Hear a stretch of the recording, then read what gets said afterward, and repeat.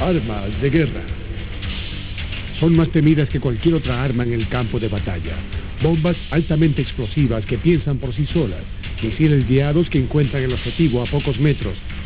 Desde la primera bomba aérea de la Primera Guerra Mundial a la lluvia de fuego sobre Japón, desde Vietnam hasta Bagdad, sentimos la fuerza del poder militar. Bombas, cohetes y misiles, a continuación, en Armas de Guerra.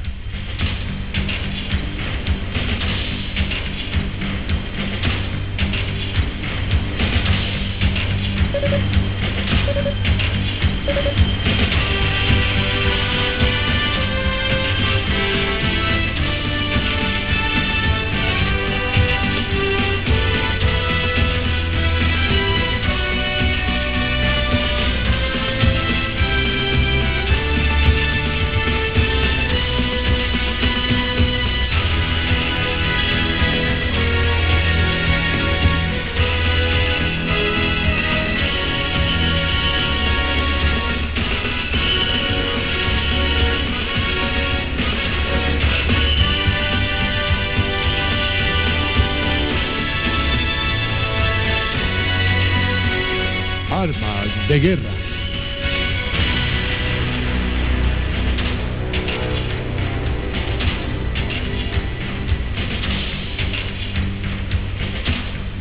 Bombas, cohetes y misiles.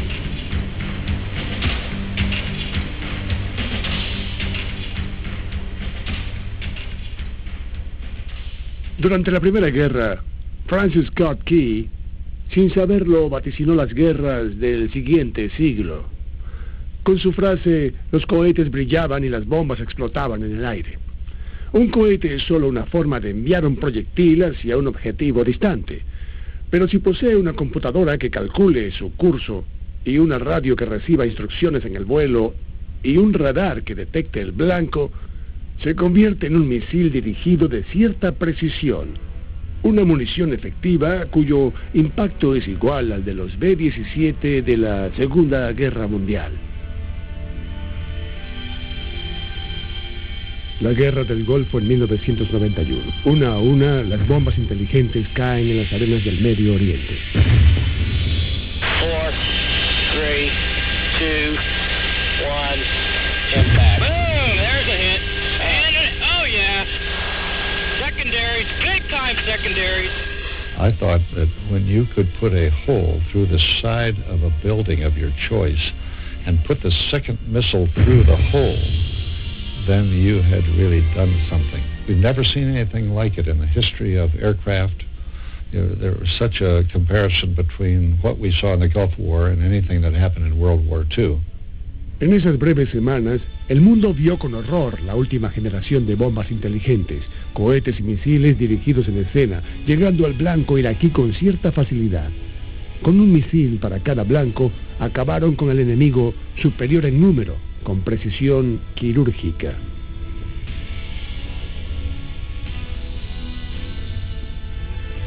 El guiador láser Hellfire, el guiador térmico Maverick, el misil cable dirigido TOW y una gama de municiones dirigidas se combinaron para reducir la entera división de la Armada en montones de escombros.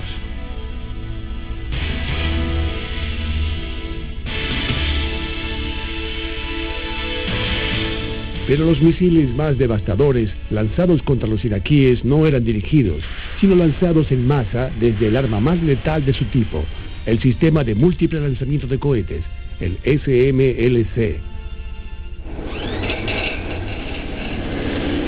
Buscando no ser detectados por el enemigo, los 3 hombres que accionarían el SMLC cruzaron el desierto de Arabia Saudita con precisión calculada, dependiendo únicamente de una computadora guía.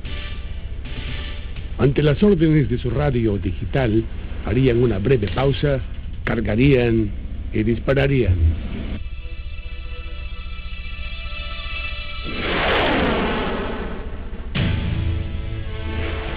The American MLRS, the Multiple Launch Rocket System, is a highly effective and highly mobile area rocket system. It's a complement to artillery, but it is a counter-battery weapon, or an interdiction weapon. It can fire rockets over 30 kilometers and cover large areas. You can knock out an enemy battery. You can knock out a supply area. You can knock out tanks when they're still in the formation stage before they make an attack. Todo terminó en menos de un minuto.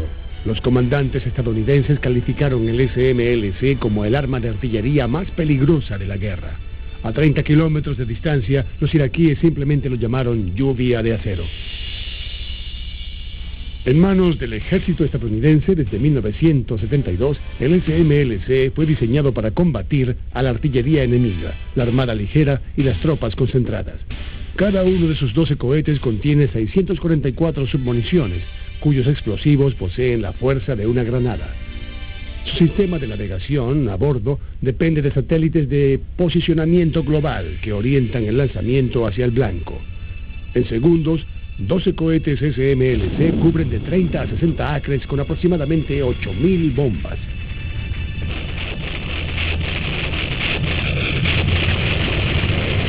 Being self-propelled and being extremely powerful, you have a very effective and highly mobile striking force and counter battery force.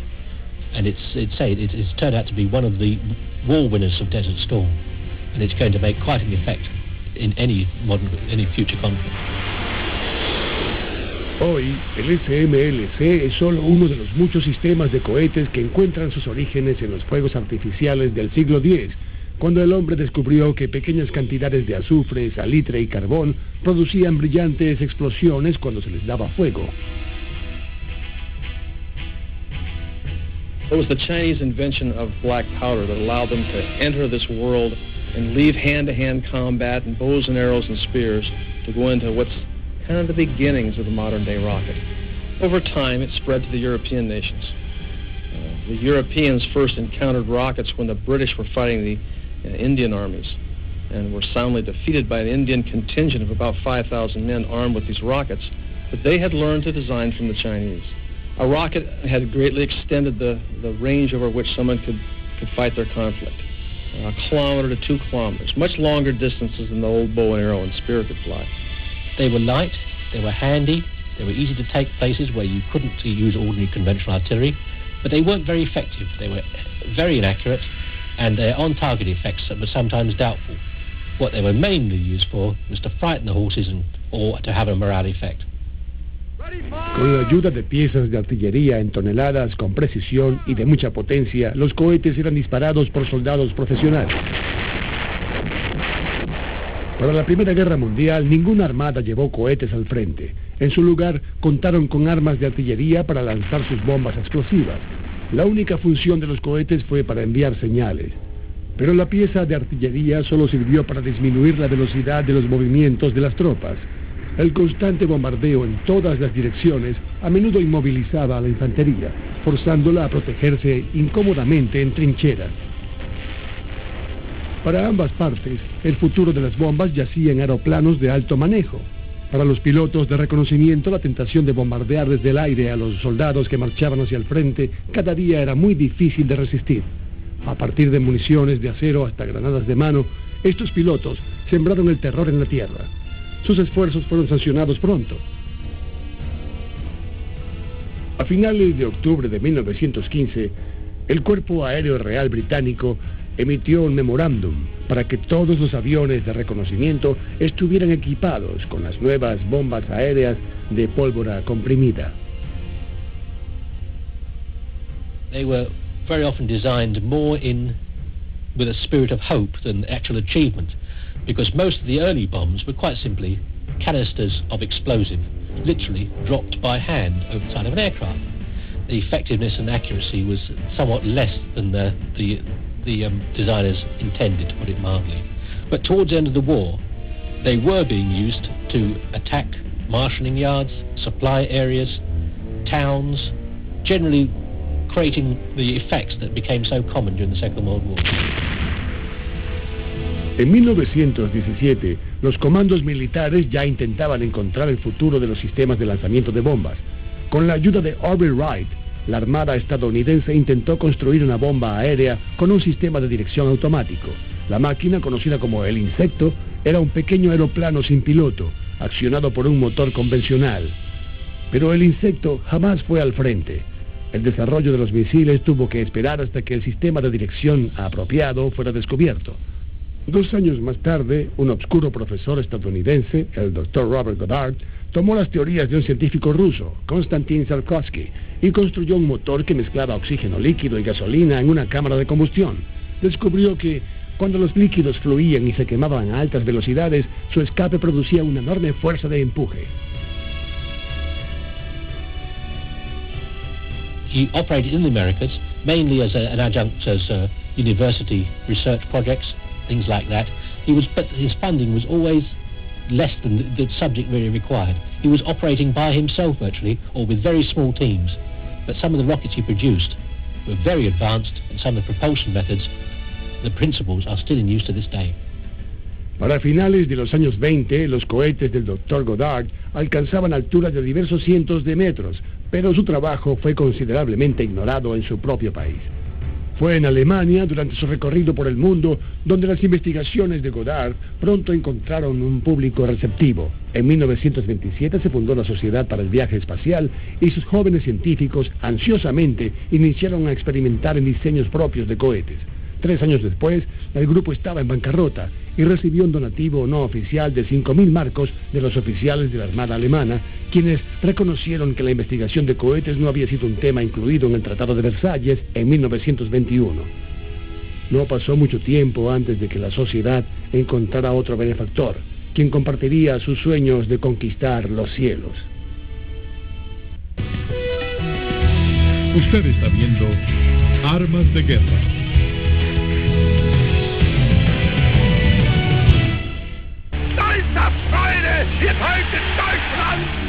En 1933, el partido nazi había tomado el poder en Alemania, y ese mismo año, la Obscura Sociedad para el Viaje Espacial se disolvió, y todas las investigaciones relativas a cohetes pasaron a manos de la Armada Alemana. Al año siguiente, 2 cohetes fueron lanzados, alcanzando una distancia de 2.500 metros. La Armada estaba bastante impresionada. En 1936, iniciaron una nueva investigación secreta en Petermunde, en el mar Báltico, y comenzaron a ensamblar el más grande cohete del mundo, el A4, de 5 pisos de alto. El diseño del cohete se basó en la forma de la bala de rifle estándar de 7,92 milímetros de la Armada Alemana. Para la propulsión, los científicos de Petermunde experimentaron una combinación de alcohol y oxígeno líquido. Al principio, tuvieron éxito.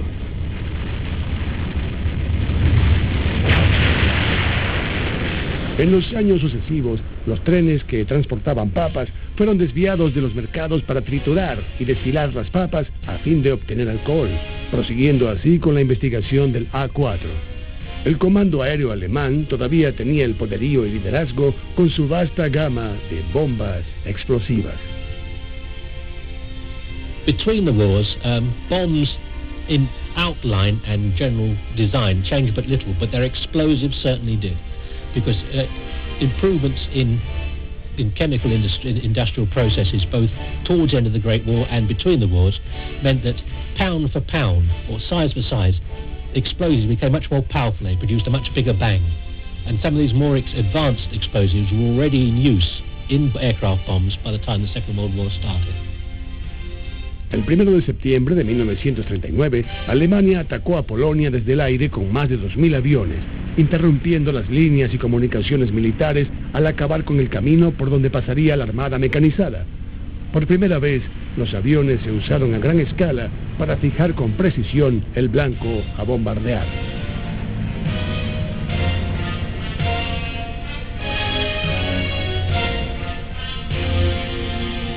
El Luftwaffe no poseía bombarderos de 4 motores que alcanzaban grandes alturas.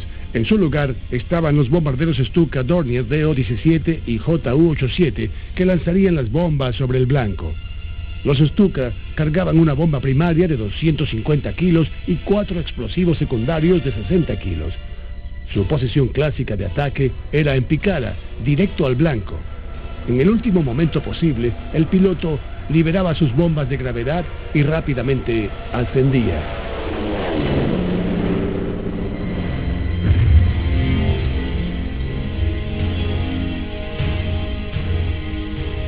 Los aliados tuvieron otro enfoque de las tácticas bombarderas. Sus B-25 y B-26 volaban a baja altura, a alta velocidad y nivelados. Tanto los ingleses como los estadounidenses desarrollaron bombarderos de 4 motores, de largo alcance, capaces de volar a grandes altitudes para penetrar en Alemania. En alturas superiores a 6.000 metros, los ingleses dependían del radar para guiar a los bombarderos en la noche. Los estadounidenses realizaban las misiones con los bombarderos de día y contaban con el ultra secreto localizador de bombas Norton para darle al blanco. What you would preset into the Norden bomb site was a trail, the distance the bomb would trail due to air resistance behind the aircraft as it descended, and time of fall. El piloto del bombardero debía visualizar el blanco para determinar el punto de lanzamiento. Para el buen funcionamiento del localizador Norton, el bombardero debía volar a niveles perfectos, sin importar las distracciones. You had to have at least 30 seconds of absolute straight and level flight.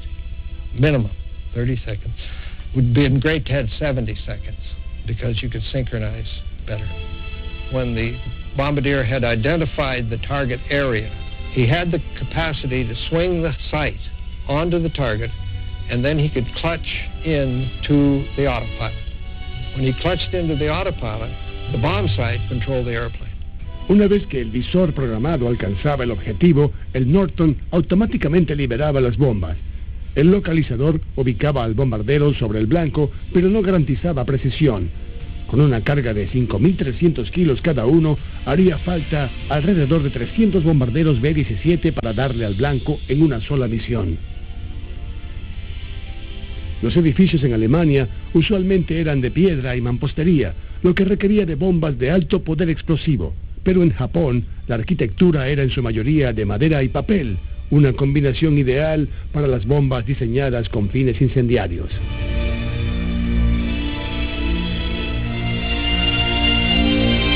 En las Islas Mariana, en marzo de 1945, 300 bombarderos estadounidenses B-29 fueron cargados con un nuevo tipo de bomba, la incendiaria de Napalm.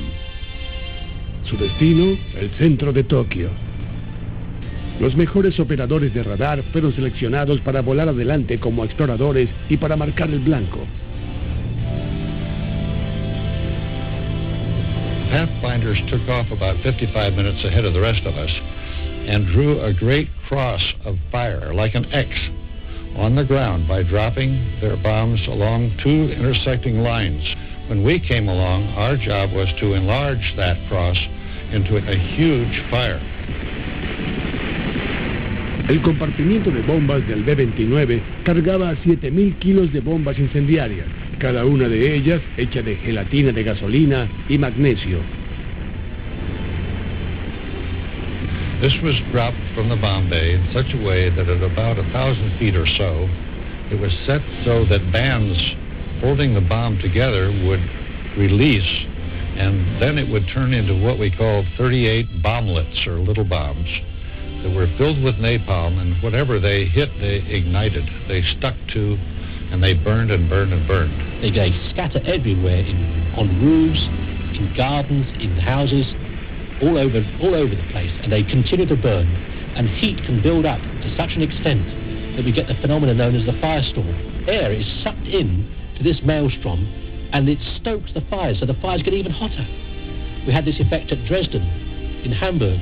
Things like bottles melted, slates cracked, bricks just shattered, and the actual intense heat is absolutely extraordinary.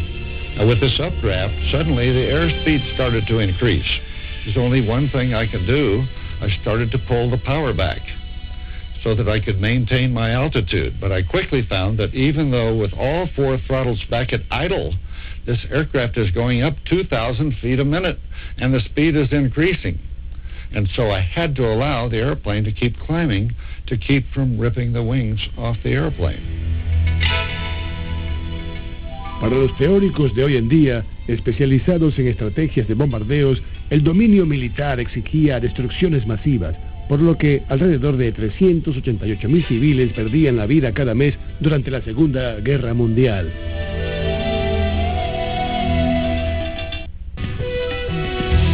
Usted está viendo Armas de Guerra.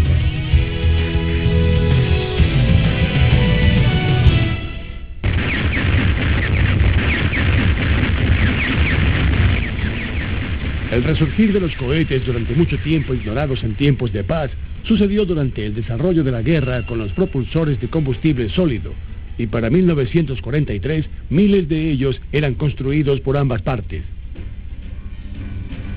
During the Second World War, the rockets really came to prominence as a supplement to artillery. They did not replace artillery. They were a cheap, relatively easy to use alternative that could cover vast areas in a very short time. This ability had to be paid for by the fact that they were relatively inaccurate. In other words, you couldn't be sure that one rocket would hit one target. You had to use them in vast numbers.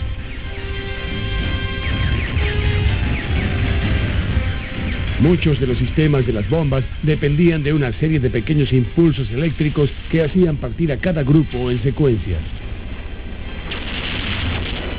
The Germans were among the first in the field with their Nebelwerfer.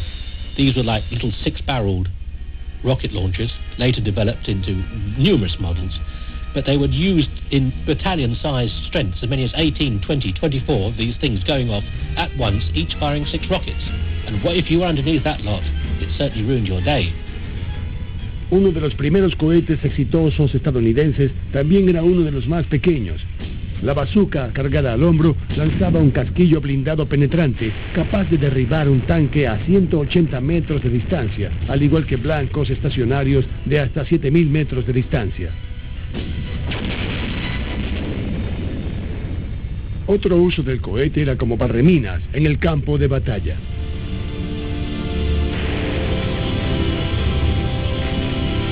Una variedad de cohetes navales liberaba las cabeceras de playa antes de las operaciones de los anfibios en el Pacífico.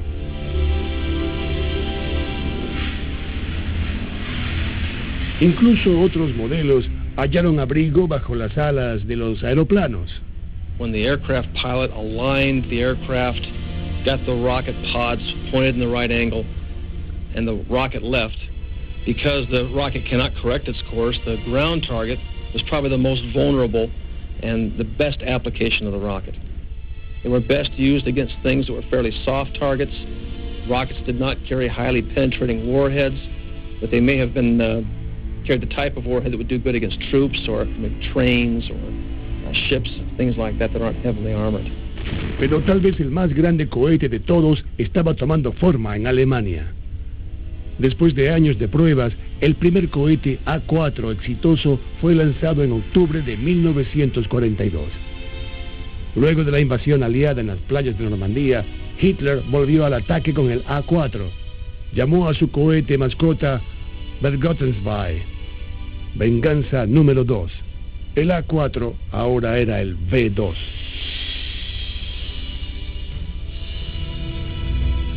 En septiembre de 1944, los primeros cohetes fueron lanzados, dependiendo de giroscopios para hallar las ciudades de París y Londres.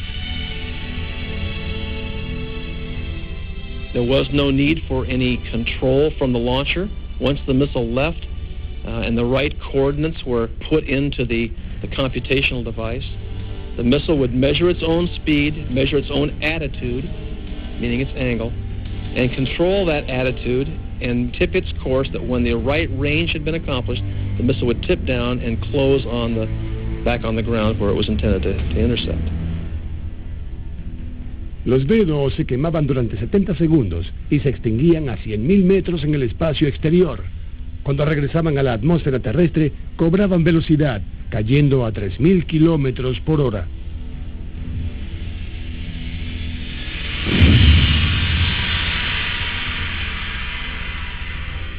They couldn't pick the building, they couldn't pick the block where they'd land, but they could probably pick the city where they would hit.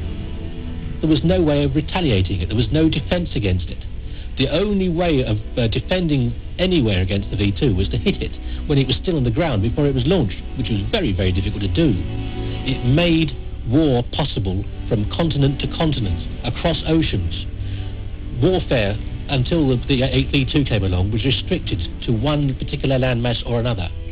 Now it became possible for warfare to be conducted from one landmass to another, from the United States to Europe and vice versa.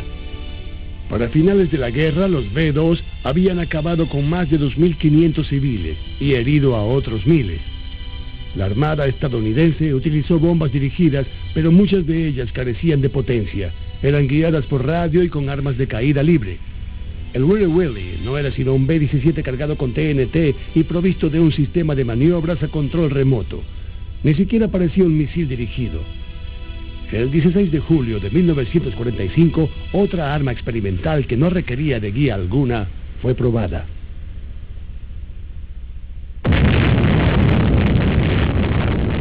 A las 5 de la mañana, los cielos de Alamogordo, en Nuevo México, se estremecieron bajo el poderoso estruendo de 20.000 toneladas de TNT.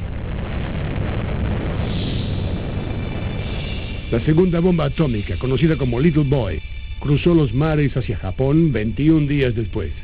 Su objetivo, la séptima ciudad más grande de Japón, Hiroshima, de 245.000 habitantes. Frenada por un paracaídas, la bomba explotó en el aire, liberando un poder inimaginable que acabó con media ciudad inmediatamente.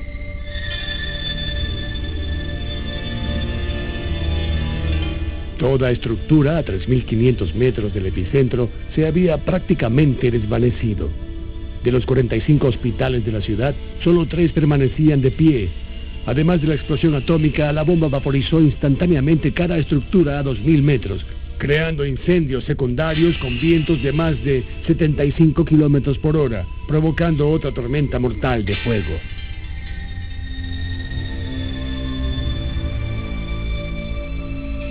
The original purpose of the atomic bomb was as a super high explosive bomb. They wanted the blast effects. It was the blast effects that devastated Nagasaki and Hiroshima. What they didn't realize was that they were unleashing the power of the atom. Letal para los órganos humanos, la radiación nuclear lentamente acabó con miles de víctimas. The radioactive fallout would cover a vast area, far bigger than the heat and the blast areas, that would go tailing off for many hundreds of miles downwind, carrying nuclear radiation hazards in its path. 80.000 japoneses murieron en Hiroshima con una sola bomba.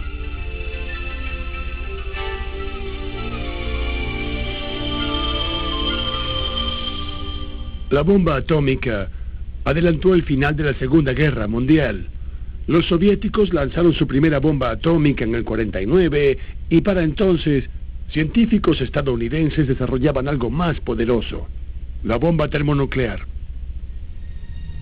Un año después, en la isla Bikini, las bombas atómicas explotaban nuevamente en el Pacífico. The Bikini tests of 1945-46 was a whole series of them. What they were basically trying to do is to find out exactly what sort of genie they'd actually unleashed from the bottle. It was all very well in theory being able sort of creating the atomic device that went off at Alamogordo in July 1945 and the ones that went off in Nagasaki and Hiroshima. What they really wanted to know was what sort of empirical data could they gain from this device. Actually, how powerful was it? What effects would it have? How far would the fallout go? What effects would it have on targets on the ground? At Bikini, they used warships. But they also had measurement devices on the atolls to measure the blast, to measure the damage inflicted, to work out what sort of casualties they would actually produce. Las pruebas atómicas continuaron en Alamogordo, mientras los científicos luchaban con el poder que habían creado.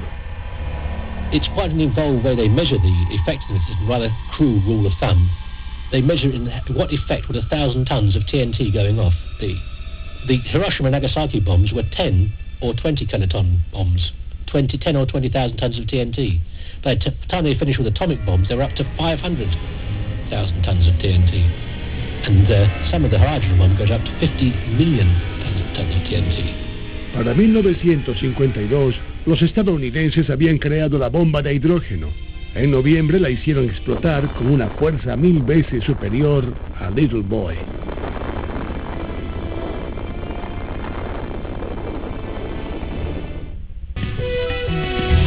Usted está viendo Armas de Guerra.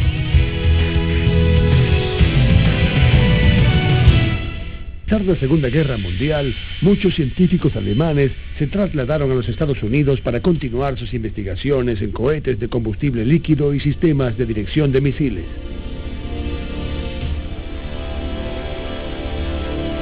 Mezclas de combustible sólido en pellets impulsaron una segunda generación de cohetes tácticos incorporados en el diseño de diversos jets de caza, incluyendo el F-86B.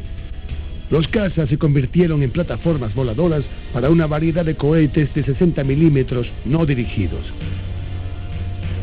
Los caza Scorpion F-89 cargaban 104 de esos cohetes en el extremo de cada ala. Fueron igualmente los primeros en transportar a Genie, un cohete no dirigido que viajaba en línea recta hacia el objetivo. Aunque Genie carecía de precisión en la guía, esto se compensaba con la bomba atómica de su sección explosiva.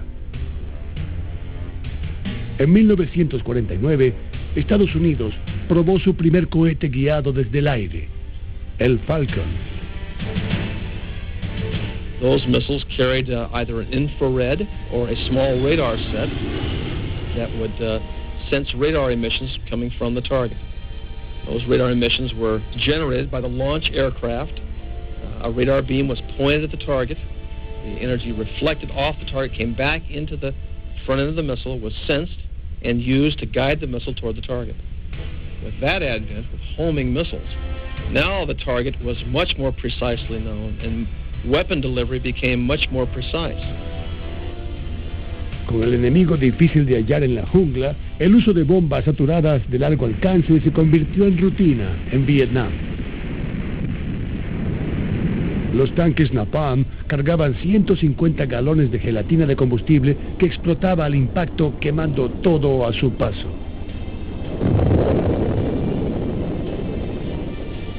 Las bombas de AS fueron introducidas como armas antipersonas.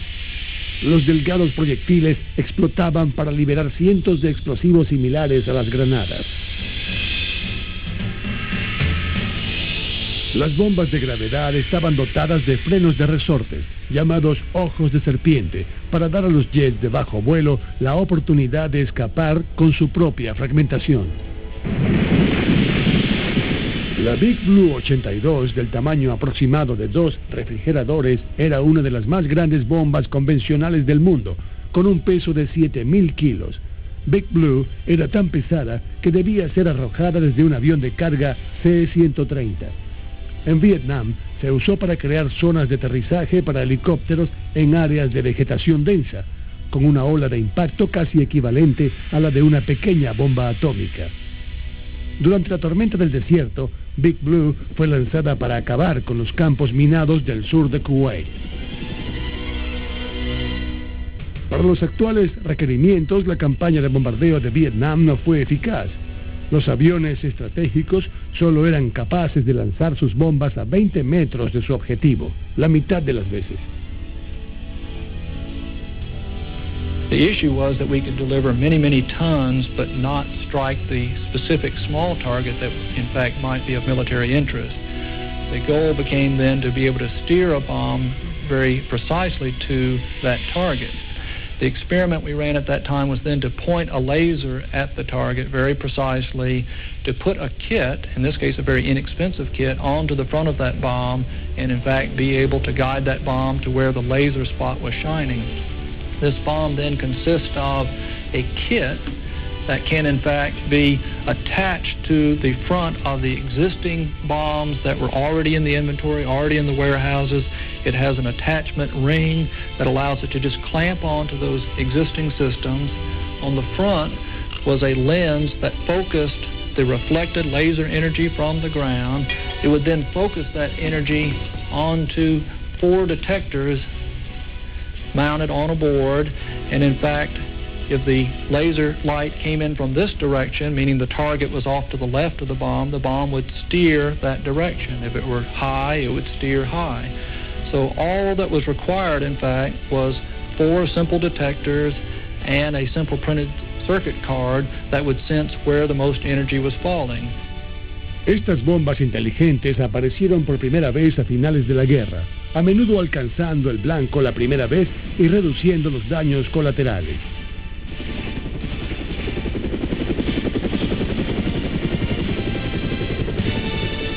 El cohete de 60 milímetros, presente en los aerojets de caza en los 50, encontró un nuevo hogar permanente en los helicópteros UH-1 Huey y Cobra. Basados en el modelo de la Armada francesa, los helicópteros estadounidenses adaptaron los portabombas M3, capaces de lanzar 24 cohetes de vuelo libre a la vez. En 1970, la Armada reemplazó sus rifles sin retroceso de 106 milímetros por el revolucionario misil TOW.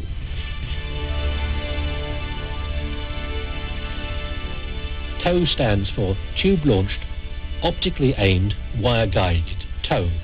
And the idea is that it is fired from a tube. It is the gunner looks through an optical sight aimed at the target, and the guidance system works out how the missile should be guided towards its target and transmits the guidance commands through thin wires to the missile itself. If it hits the target, it will wipe out any modern battle tank.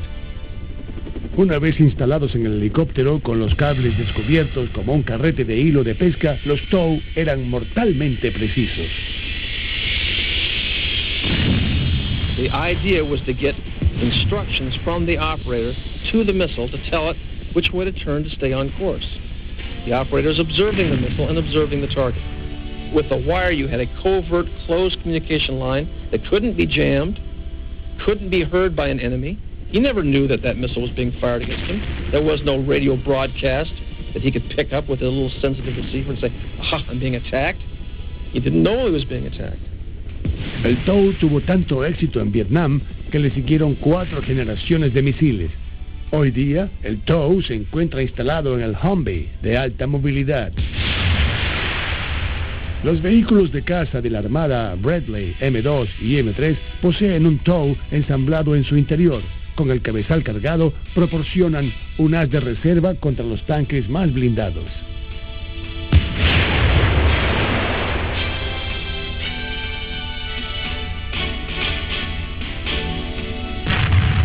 Hasta ahora se han fabricado más TOW que cualquier otro tipo de misil.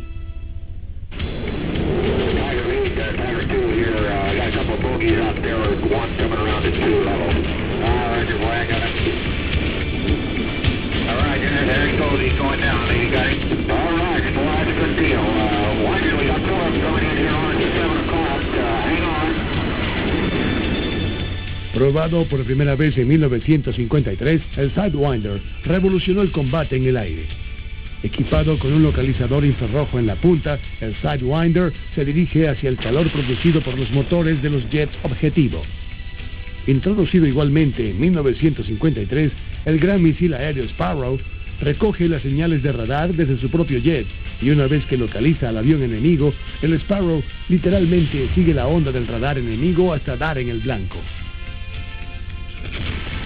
The infrared guidance that was used in the Sidewinder was effective over fairly short ranges. The missile sensor, the infrared sensor, could only find the heat from the target over a fairly limited range, 5, 6, 7 kilometers of range. Whereas the radar was good at much longer range, maybe out to 20 kilometers. So they began to fall into kind of regions of application. Sidewinder in the short range engagements and the Sparrow at the longer ranges. Y aunque el Sidewinder y el Sparrow tal vez sean los misiles de aire más predominantes y de mayor éxito, hoy deben ubicar al objetivo antes de ser lanzados.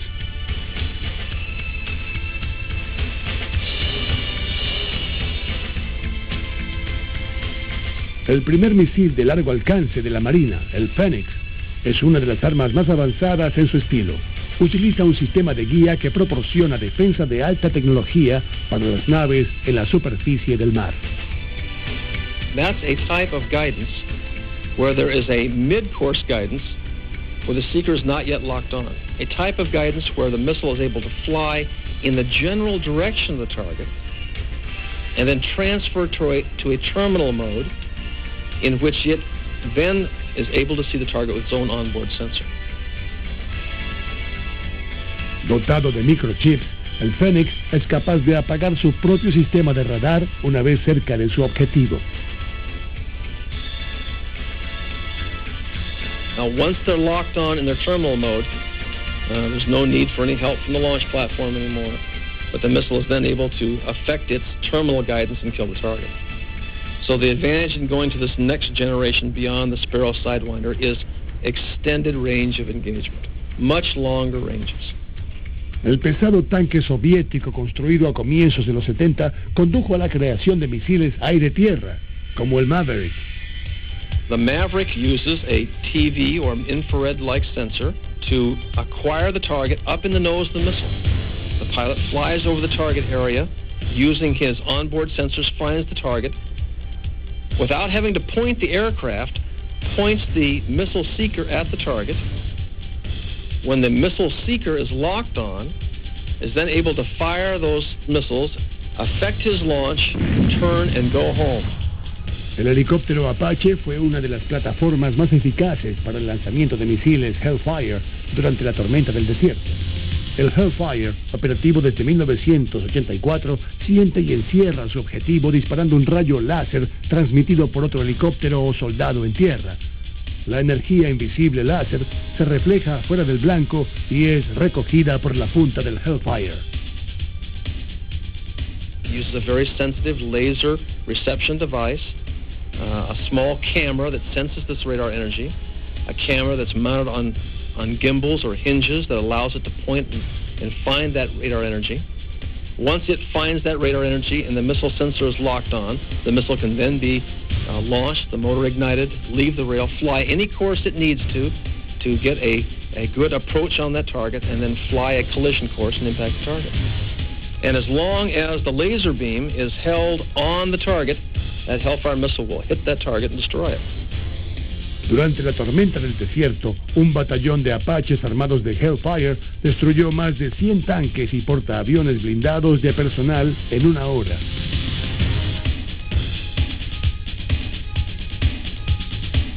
Un descendiente directo de la bomba inteligente de Vietnam fue el equipo GBU-15, diseñado para enganchar bombas explosivas de hasta 1000 kilos. En la nariz del GBU-15, una cámara de televisión graba su trayectoria de vuelo luego del lanzamiento. Enviando las señales correctas de regreso a la bomba, el piloto conduce literalmente la bomba hacia el blanco.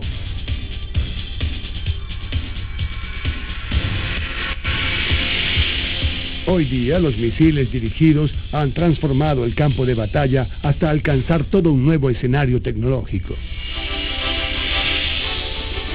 Ahora que las bombas pueden alcanzar el blanco con precisión, más que aproximadamente, los comandos militares han tenido que reformular el modo tradicional de combate, considerando la fuerza en términos de precisión más que de manera masiva. Comparado con los 150 metros de Vietnam, se espera que las bombas y misiles actuales caigan sobre el blanco a 6 metros o menos. A la velocidad a la que se desarrolla el microchip de las computadoras, los sistemas de dirección de misiles seguramente seguirán el ejemplo. There are missiles now being developed whereby they're fired off to a general area and they are left hovering in the air either on parachutes or on some sort of very simple sustenance motor until a target appears. It might be a radar, it might be a tank, it might be a ship. Then they will work out, is this one worth going for? Which way is it going?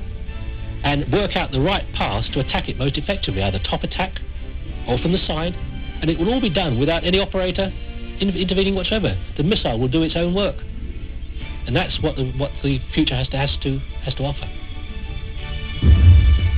Si los guerreros del futuro no pueden evitar otro conflicto, al menos las vidas civiles no serán sacrificadas como resultado del objetivo preciso militar. The problems that we have in current warfare are that we have to make that decision as to whether that's truly an enemy target prior to launch. And when you're doing a high-speed engagement against an enemy, you'd like to be able to fire the missile when the conditions are right and let the missile make sure that it's going after the right target, especially if there's a complex scene out there of good guys and bad guys. Kill the bad guy, don't kill the good guy. And that's the way I think the brilliant weapons of tomorrow will be. Bigger computers, more accurate sensors, making the decision in flight as to who's good and who's bad, and doing a good job of it. A velocidades cercanas entre los cazas opuestos, que alcanzan 4 veces la velocidad del sonido, el piloto tiene solo 1 segundo para acabar con el enemigo. Cuando la única posibilidad de destruir un misil que se avecina yace en los misiles de defensa, el valor del microchip en la guerra moderna es indiscutible.